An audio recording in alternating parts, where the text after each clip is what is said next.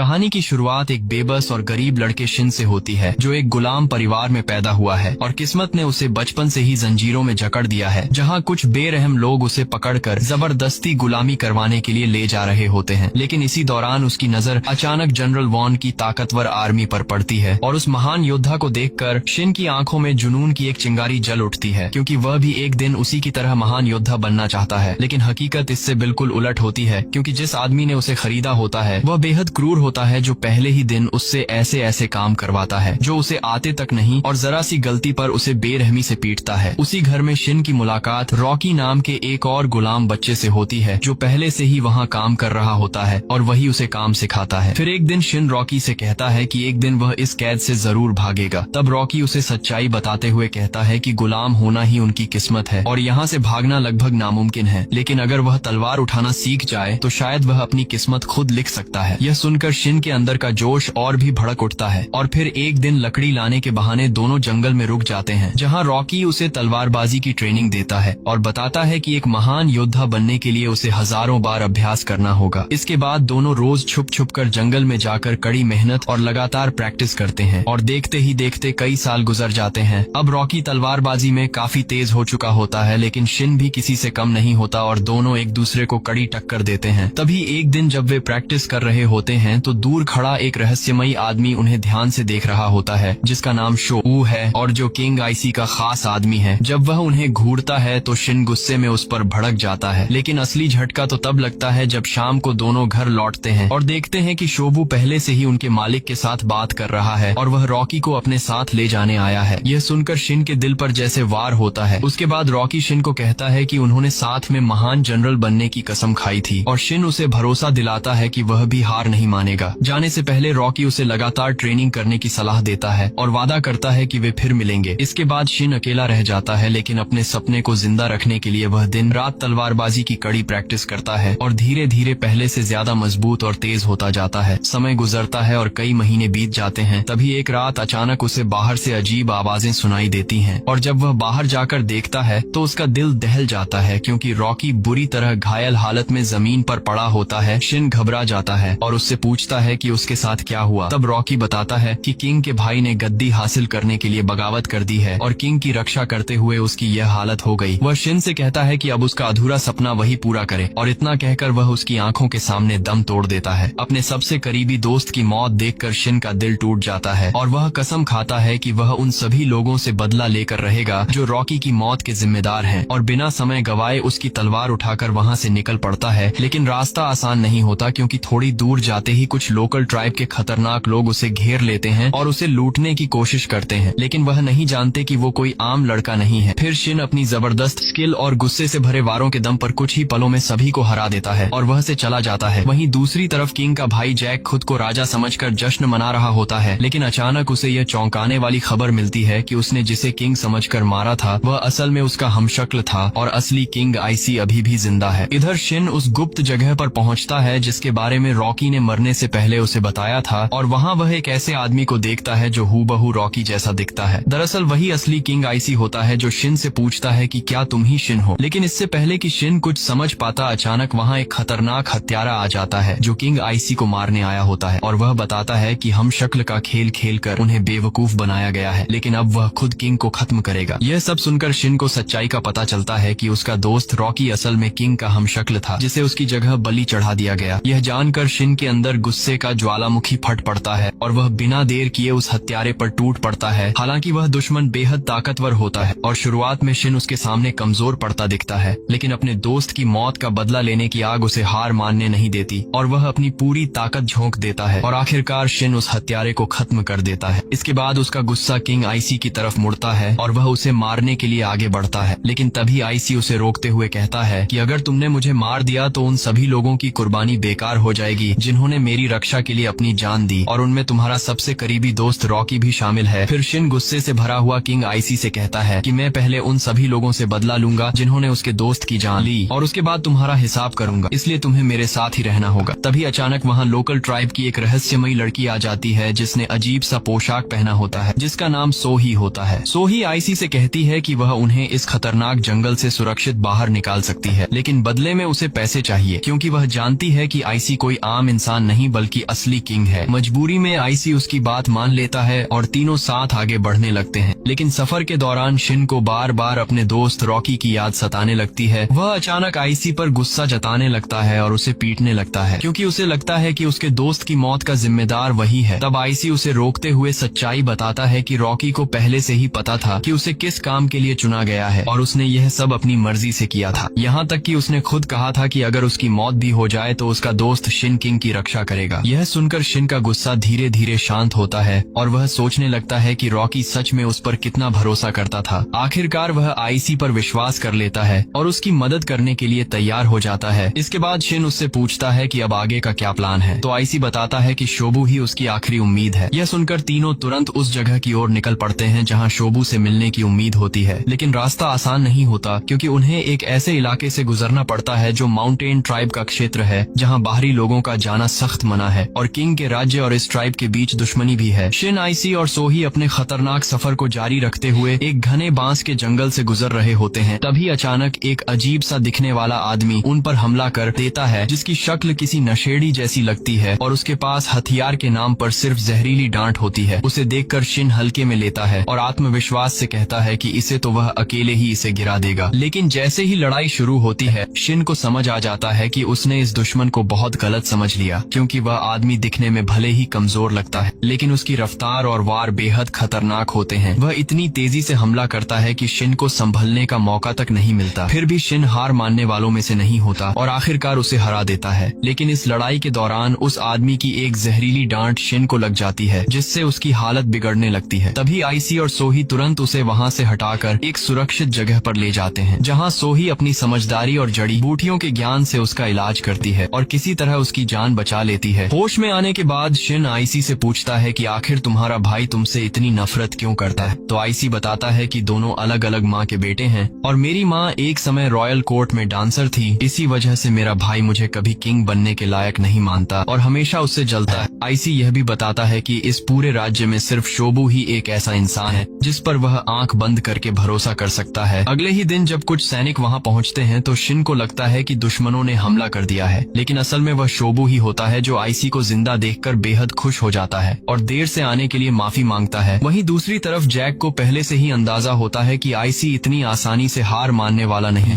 इसलिए वह पहले ही अपनी ताकत बढ़ाने के लिए हजारों सैनिकों की सेना तैयार कर चुका होता है। जैक अपनी क्रूरता और सत्ता को साबित करने के लिए एक गैर शाही खून वाले सैनिक को सबके सामने अपने खतरनाक राक्षस से मरवा देता है, ताकि पूरे राज्य में यह डर फैल जाए कि सिर्फ शाही खून वाला ही किंग बनने का हकदार है। वहीं दूसरी तरफ शिन, जो अब पूरी तरह से ठीक हो चुका था और आईसी से कहता है कि अब जब शोबू भी उनके साथ है तो उन्हें तुरंत हमला करके उसका राज्य वापस दिलाना चाहिए। लेकिन शोबू उसे समझाता है कि हालात इतने आसान नहीं है, क्योंकि जैक पहले ही पूरे राज्य में अपने सैनिक फैला चुका होगा और उनकी छोटी सी टीम उस विशाल सेना के सामने कुछ भी नहीं है। तभी शोबू को अचानक एक उम्मीद की किरण याद आती है और वह बताता है कि माउंटेन ट्राइब उनकी मदद कर सकती है। हालांकि आईसी इस बात पर हिचकिचाता है क्योंकि उनके पूर्वजों और माउंटेन ट्राइब के बीच पुराने समय से दुश्मनी चली आ रही है और वे हमें भरोसे लायक नहीं मानते। लेकिन मजबूरी में उनके पास और कोई रास्ता नहीं बचता, इसलिए वे सभी सोही के साथ पहाड़ों की तरफ निकल पड़ते हैं और कठिन रास्तों से गुजरते हुए ऊपर चढ़ने लगते हैं। तभी अचानक माउंटेन ट्राइब के खतरनाक योद्धा उन्हें घेर लेते हैं और उनकी शक्ल, सूरत और तेवर इतने डरावने होते हैं कि कोई भी कांप जाए। वे उन्हें चेतावनी देते हैं कि अगर अपनी जान बचानी है तो तुरंत यहाँ से चले जाओ। लेकिन सोही उनकी भाषा में बात करके बताती है कि किंग आईसी तुम्हारे चीफ से मिलना चाहते हैं। ये सुनते ही ट्राइब के लोग और भड़क जाते हैं और बिना कुछ सुने ही सबको पकड़कर अपने साथ ले जाते हैं, यह कहते हुए कि अब उनका फैसला सिर्फ उनका चीफ ही करेगा। इसके बाद वे उन्हें पहाड़ों के बीच बसे अपने रहस्यमयी और शक्तिशाली साम्राज्य में ले जाते हैं, जिसे देखकर शिन और बाकी लोग हैरान रह जाते हैं। वहाँ ट्राइब का चीफ आईसी को उनके इतिहास की कड़वी सच्चाई याद दिलाता है कि कैसे उनके पूर्वजों और किंग के पूर्वजों के बीच एक समझौता हुआ था साथ रहने का, लेकिन बाद में किंग के लोगों ने धोखा दिया, जिससे उनके हजारों लोग मारे गए। यह सुनकर आईसी बिना किसी घमंड के सिर झुका लेता है और कहता है कि उसे इस बात का पूरा एहसास है और वह अपने पूर्वजों की गलती के लिए दिल से माफी मांगता है और भारी दिल से ट्राइब के चीफ से कहता है कि जो कुछ भी अतीत में हुआ वह उसे बदल नहीं सकता, लेकिन वह दिल से चाहता है कि अब सब मिलकर शांति से रहें और अपने पूर्वजों की गलतियों को सुधारे। बस इसके लिए उसे अपना राज्य वापस लेने में उनकी मदद चाहिए। यह सुनते ही वहाँ मौजूद माउंटेन ट्राइब के लोग गुस्से में चिल्लाने लगते हैं और उसे झूठा और धोखेबाज कहने हैं। लेकिन काफी देर सोचने के बाद जब ट्राइब का चीफ अपना मास्क हटाता है तो सब हैरान रह जाते हैं, क्योंकि उसके पीछे एक लड़की होती है। फिर वह अपने लोगों को आदेश देती है कि सभी को इकट्ठा करो और युद्ध की तैयारी शुरू करो, जिसका मतलब साफ होता है कि अब वह आईसी का साथ देने वाले हैं। अब आईसी के पास भले ही छोटी लेकिन एक ताकतवर आर्मी होती है और कम संख्या में होने के बावजूद वह एक चालाक प्लान बनाता है। क्योंकि माउंटेन ट्राइब के लोग हमेशा मास्क पहनते हैं, इसलिए आईसी उसी का फायदा उठाते हुए अपनी पूरी टीम को मास्क पहनाकर महल के बाहर खड़ा कर देता है और जैक तक यह संदेश भिजवाता है कि माउंटेन ट्राइब शांति से समझौता करना चाहते हैं। जैक, जो पहले से ही अपनी ताकत बढ़ाना चाहता है, इस मौके को अच्छा समझता है और अपने मंत्रियों को उन्हें अंदर लाने के लिए भेजता है। लेकिन जैक की तरफ से शर्त रखी जाती है कि उनके चीफ के साथ सिर्फ 50 लोग ही अंदर जाएंगे और बाकी बाहर इंतजार करेंगे। महल के गेट पर पहुंचने के बाद सैनिक उनसे हथियार बाहर रखने को कहते हैं, लेकिन चीफ पुराने धोखे की याद दिलाकर साफ मना कर देता है और मंत्रियों को लगता है कि इतने कम लोग उनका कुछ नहीं बिगाड़ पाएंगे, इसलिए वे उन्हें हथियारों के साथ अंदर आने की इजाजत दे देते हैं। जैसे ही महल का विशाल दरवाजा खुलता है, आईसी बिना एक पल गंवाए अपनी पूरी सेना के साथ हमला शुरू कर देता है, क्योंकि उसका साफ मकसद होता है कि किसी भी तरह सीधे जैक तक पहुंचा जाए, क्योंकि जैसे ही जैक काबू में आएगा उसकी पूरी सेना अपने आप बिखर जाएगी। इसके बाद वे लोग अलग अलग ग्रुप में बंटकर तेजी से महल के अंदर घुसते हैं, जहां एक ग्रुप को शिन लीड कर रहा होता है और दूसरे को खुद आईसी। लेकिन जैसे ही आईसी अंदर पहुंचता है, वहां पहले से तैयार खड़ी जैक की भारी सेना उसे घेर लेती है और तभी ऊपर से खड़े सैनिक उन पर तीरों की बारिश शुरू कर देते हैं, जिससे माउंटेन ट्राइब के कई लोग गिर जाते हैं। यह देखकर शोबू घबरा जाता है और कहता है कि हमें पीछे हटना चाहिए, क्योंकि इस तरह लड़ना नामुमकिन है। लेकिन ट्राइब का चीफ अपने प्लान के तहत सही मौके का इंतजार करती है। जैसे ही दुश्मनों का ध्यान थोड़ा भटकता है, जमीन पर गिरे हुए सभी ट्राइब के योद्धा अचानक उठ खड़े होते हैं और दुश्मनों पर टूट पड़ते हैं। दरअसल उनकी ताकत और सहन शक्ति इतनी जबरदस्त होती है कि तीर भी उनका कुछ खास नुकसान नहीं कर पाते और कुछ ही समय में वे वहां मौजूद सभी सैनिकों को खत्म कर देते हैं। दूसरी तरफ शिन एक गुप्त रास्ते से जैक तक पहुंचने की कोशिश कर रहा होता है, लेकिन रास्ते में ही उसका सामना जनरल साजी से होता है, जो पहले से ही वहां उसका इंतजार कर रहा होता है। साजी की ताकत इतनी खतरनाक होती है कि वह अकेले ही पूरी सेना को खत्म कर सकता है, लेकिन उसका असली निशाना सिर्फ आईसी होता है। इसलिए जब उसे आईसी वहां नहीं दिखता तो वह वहां से चला जाता है। इस मौके का फायदा उठाकर शिन और उसकी टीम तेजी से आगे बढ़ती है और जैक की सेना पर भारी पड़ने लगती है। वहीं दूसरी तरफ जैक महल के अंदर बैठा इस बात से खुश हो रहा होता है कि उसका भाई खुद उसकी मौत के जाल में फंसकर यहाँ तक आ चुका है। लेकिन जैक के पास एक भयानक और विशाल दानव होता है, जो जैसे ही मैदान में उतरता है, पहली बार शिन के चेहरे पर डर साफ दिखाई देता है, क्योंकि वह दानव अपनी ताकत से योद्धाओं को उठाकर पटक पटक कर खत्म करता जा रहा होता है। लेकिन शिन अपने डर पर काबू पाकर पूरी हिम्मत जुटाता है और सही मौके पर वार करके उस दानव को जमीन पर गिरा देता है और अपनी पूरी ताकत से उसका अंत कर देता है। इसके बाद शिन बिना समय गंवाए सीधे जैक के कमरे की तरफ बढ़ता है, लेकिन वहां पहुंचकर भी जैक के चेहरे पर जरा सा भी डर नहीं होता, क्योंकि उसके साथ खड़ा होता है उसका सबसे ताकतवर जनरल साजी, जिसकी ताकत और खौफ का अंदाजा हर किसी को होता है। यहाँ तक कि माउंटेन ट्राइब के सबसे बहादुर योद्धा भी उसके सामने टिक नहीं पाते और साजी अकेले ही सबको पछाड़ देता है। दूसरी तरफ आईसी और उसकी सेना लगातार लड़ते लड़ते थक चुकी होती है, क्योंकि दुश्मनों की संख्या बहुत ज्यादा होती है। लेकिन सैनिक अपने किंग को इतनी बहादुरी से लड़ते देखकर उनके अंदर फिर से जोश भर जाता है और वे दोबारा पूरी ताकत से दुश्मनों पर टूट पड़ते हैं। वहीं साजी शिन को बुरी तरह से पीट रहा होता है और उसे एक कमजोर इंसान की तरह जमीन पर गिरा देता है। वह एक एक करके सभी को बेहोश कर देता है और आखिर में मैदान में सिर्फ शिन और सोही ही बचे होते हैं। शिन की हालत इतनी खराब हो जाती है कि वह हिल भी नहीं पा रहा होता और तभी उसके अंदर कहीं गहराई में उसके दोस्त रॉकी की याद जागती है और उसका सपना और उसका वादा उसे फिर से खड़ा होने की ताकत देता है। उसी पल जब साजी उसे खत्म करने के लिए आगे बढ़ता है, शिन अचानक उठ खड़ा होता है और पूरी ताकत के साथ फिर से उससे भिड़ जाता है और पहली बार साजी के शरीर से खून निकलता है, जिससे वह भी हैरान रह जाता है। और आखिरकार शिन वही खास मूव इस्तेमाल करता है जिसे वह बचपन से हजारों बार प्रैक्टिस करता आया था और शिन अपनी पूरी ताकत को एक ही वार में उतार देता है और उसकी तलवार साजी की तलवार को चीरते हुए सीधे उसके सीने में जा धंसती है, जिससे साजी वहीं ढेर हो जाता है। साजी जैसे अजय योद्धा के मरते ही जैक के पास अब सरेंडर करने के अलावा कोई रास्ता नहीं बचता और यह देखकर उसके साथ खड़े मंत्री और सैनिक डर के मारे उसे अकेला छोड़कर भागने लगते हैं। तभी उनमें से एक भागते हुए सोही पर हमला करता है और उसे चाकू मार देता है, लेकिन शिन हैरानी होता है कि सोही बच गई, क्योंकि उसके अजीब से कपड़ों के नीचे छिपा आर्मर उसकी जान बचा लेता है। इसके बाद शिन जैक को पकड़कर बाहर ले आता है और सभी सैनिकों के सामने जोर से ऐलान करता है, खुद को किंग कहने वाला नेता अब हमारे कब्जे में है, इसलिए सब अपने हथियार डाल दें। ये सुनते ही जैक की सेना का हौसला टूट जाता है और कोई भी उसका आदेश मानने को तैयार नहीं होता। अपने ही सैनिकों को खुद के खिलाफ जाता देख जैक गुस्से में पागल हो जाता है और आखिरी कोशिश में आईसी पर हमला कर देता है, लेकिन आईसी उसे आसानी से काबू में कर लेता है और उसे सजा देता है, पर उसकी जान नहीं लेता। तभी वहाँ एक जिद्दी योद्धा आता है जो अभी भी आईसी को अपना किंग मानने से इनकार करता है और लड़ने के लिए आगे बढ़ता है। लेकिन उसी वक्त मैदान में एक ऐसी एंट्री होती है जिसे देखकर सबकी सांसें थम जाती हैं। धरती का महान और अजेय जनरल वॉर्न अपनी विशाल सेना के साथ वहां पहुंच चुका होता है। उसकी ताकत और रुतबा देखकर दोनों तरफ के सैनिक अपने अपने हथियार नीचे डाल देते हैं। आईसी उससे सवाल करता है कि वह उनके आपसी युद्ध में क्यों दखल दे रहा है, तो वॉर्न प्रभावशाली अंदाज में कहता है कि यह मूर्खता की लड़ाई है जहां लोग अपने ही लोगों से लड़ रहे हैं, न कि किसी असली दुश्मन से। फिर वह आईसी से पूछता है कि तुम कैसा राजा बनना चाहते हो और उसे सोच समझकर जवाब देने को कहता है। तब आईसी पूरे आत्मविश्वास के साथ जवाब देता है कि वह एक ऐसा राज्य बनाना चाहता है जहां कोई भेदभाव ना हो और सभी लोग मिलजुल कर शांति से रहें। यह जवाब सुनकर वॉर्न प्रभावित हो जाता है और वहीं इस युद्ध को खत्म करने का ऐलान कर देता है। लेकिन तभी एक आखिरी जिद्दी योद्धा आईसी पर हमला करने की कोशिश करता है और वॉर्न उसे पल भर में उसकी औकात दिखा देता है, जिससे सभी लोग उसकी ताकत के सामने सिर झुका देते हैं। इसके बाद जब वॉर्न वहां से जाने लगता है तो शिन उसे आवाज देकर कहता है कि मेरा नाम शिन है